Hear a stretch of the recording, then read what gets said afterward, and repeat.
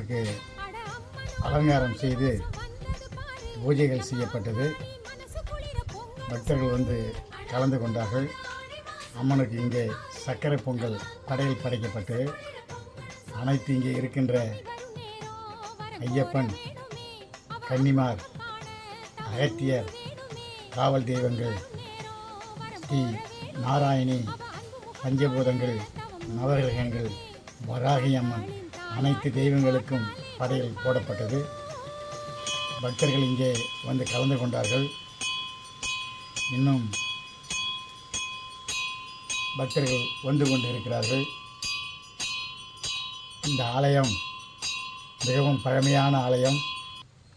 இங்கே குடிகொண்டிருக்கும் அன்னை காணியாத்தாள் என்ற பெயரோடு இங்கே குடிகொண்டு காளியம்மனாக அனைவருக்கும் அருளாசி வழங்கி கொண்டிருக்கிறார். இங்கே திருமண தடை உள்ளவர்கள், குழந்தை வரம் கேட்பவர்கள் இங்கே வந்து வரம் அன்னையிடத்திலே வரம் வாங்கி செல்கிறார்கள்.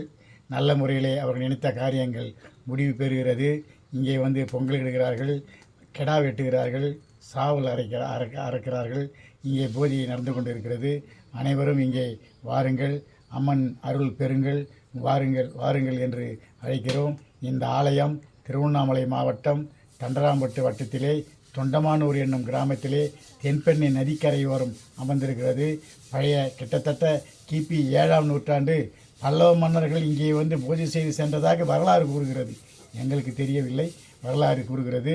தொல்லியல் துறையிலே இதனுடைய சான்றுகள் இருக்கிறது. இந்த ஆலயம் புதுப்பிக்க வேண்டும்.